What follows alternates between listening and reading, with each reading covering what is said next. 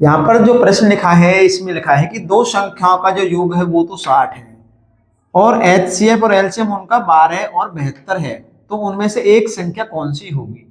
देखो, जब दो संख्याओं का योग 60 दे रखा है तो एक संख्या को हम x मान सकते हैं और दूसरी को 60 माइनस एक्स मान सकते हैं।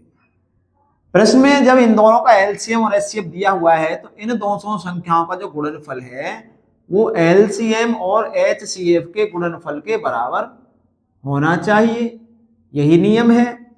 अब x का इसमें गुणा करें तो ये 60x माइनस एक्स स्क्वायर होगा और बराबर ये 12 है और ये 72 है, इनकी गुणा कर दो तो minus x square plus 60x बराबर 12 दूनी 24 का 4 हासिल 2 वार्षिक 72 84 और 2 86, इनको इधर ले आइए तो minus x square plus 60x minus 864 बराबर 0।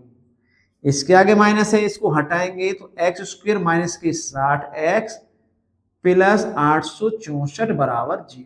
अब क्या काम करना है, अब हमें ये करना है कि यहां से गुणनखंड करके हमें x का मान निकालना है। तो गुणनखंड तो काफी लेंथी हो जाएगा, अगर गुणनखंड करेंगे तो हमें एक काम करना है कि 60 को हमें तोड़ना है दो जगह, यानी 60 का आधा अगर किया जाए तो 60 का आधा होता है 30। अब वो जो दो संख्याएं हैं जिसको 60 को तोड़ना है वो या तो 30 से ज्यादा होंगी या 30 से एक कम होगी, दो तरह की होंगी और उनका गुणनफल 864 होगा।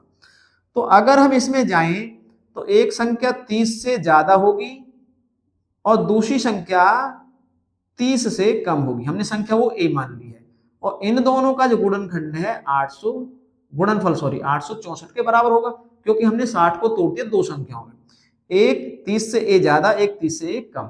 इनको हल करेंगे 30 या 900 माइनस a स्क्वायर बराबर 864, इसको इधर ले जाइए इसको इधर ले जाइए तो 900 माइनस 864 बराबर a स्क्वायर।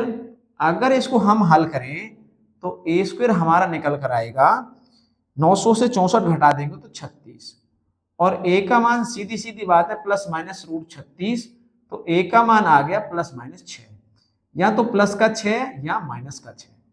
और a का मान अगर हम प्लस का 6 माने यानी a का मान 6 माने तो 6 यहां लगाएंगे तो एक तो मान हो जाएगा 30 प्लस 6 यानी कि 36 हो जाएगा और दूसरा 30 माइनस 6 बराबर 24 हो जाएगा। तो दोनों ही कंडीशनों में 36 और 24 ही आंसर आने वाले हैं।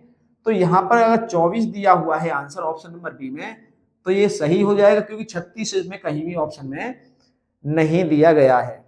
तो ये प्रश्न आपको कैसा लगा है?